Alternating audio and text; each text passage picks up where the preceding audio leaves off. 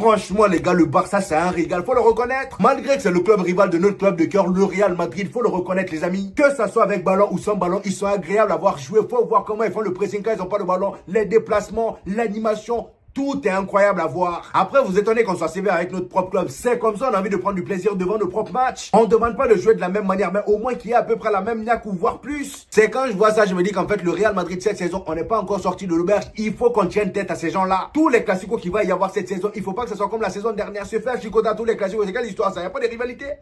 Franchement, il faut que là, cette saison, même s'ils doivent gagner 2 classicos, il faut que nous aussi on gagne les 2 autres. Voire même tout gagner. Vous voyez ce genre de truc-là, l'ami Yamal est mauvais, c'est pas l'ami de quelqu'un. Tu le vois sur le terrain nonchalant, il court pas trop, mais dès qu'il a le ballon, allez, c'est parti. Voilà, personne l'arrête. Tu le vois déjà dans la surface. Tu sais même pas ce qu'il va faire avec le ballon lorsqu'il a le ballon dans les pieds. Cependant, s'il y a bien une chose que j'ai remarqué de négatif lors de la première mi-temps, c'est que jusqu'à la pause fraîcheur, les 3 attaquants de devant là étaient un peu mous. L'ami Yamal, certes, il avait quelques belles actions. Le gars, à chaque fois qu'il avait le ballon sous les pieds, il créait du danger, mais mis à part ça, voilà, il y avait pas une grande connexion entre les 3 de devant. Vous voyez ce que Kylian Mbappé a créé? Apparemment, la Panenka, c'était pour soutenir Brahim Diaz. Je ne sais pas c'est quel genre de soutien ça, mais je l'ai encore plus foutu la honte qu'autre chose. Déjà que le gars, bien avant son retour au Real Madrid, il en a bavé au Maroc. Et on a même eu la confirmation ce matin par un proche du vestiaire marocain que la Panenka qu'il avait raté en finale n'avait pas été ratée exprès. Le proche en question dit, il voulait surprendre le gardien avec une Panenka et il a mal frappé le ballon, c'est tout. Là, aujourd'hui, il fait son retour avec le Real Madrid. Déjà, il n'y a pas de gars qui se trimballe avec son trophée d'homme du match de la finale. Non mais Beansport est mauvais, regardez ce qu'ils lui ont fait. Ils ont braqué la caméra sur son visage en 4K. Abgay est passé devant lui, il a pris ses photos avec ses trophées de la CAN. Et juste après ça, t'as son soi-disant meilleur ami, on gagne déjà 1-0, c'est presque la fin du match. Le penalty là, t'aurais même pu le laisser à Vinicius, étant donné que le gars, ça fait 3 mois, il n'a plus marqué en Liga. Mais te connaissant, t'as préféré tirer ça, ça m'a pas choqué, c'est Kylian Mbappé. Et aller encore faire une Panenka pour humilier encore notre cher Brahim Diaz. Tu savais très bien que les caméras allaient être encore braquées sur lui, là maintenant tout le monde parle de lui. On commence à oublier, mais finalement, tout le monde reparle de sa Panenka. À cause de toi, il y en a maintenant qui se foutent de sa gueule, encore. Et ça, vous vous appelez soutien. Moi, j'appelle pas ça soutien. En quoi c'est un soutien? La seule chose que moi je comprends là, c'est que les Panenka, c'est pas pour tout le monde. Voici un gars, par exemple, qui se fout de la gueule de Brahim Diaz en disant Kylian Mbappé qui monte à Brahim Diaz, comment tirer une Panenka devant lui? Mobutu est 5 heures, ouais. Et après, ça nous dit c'était pour Brahim Diaz. Quel pour Brahim?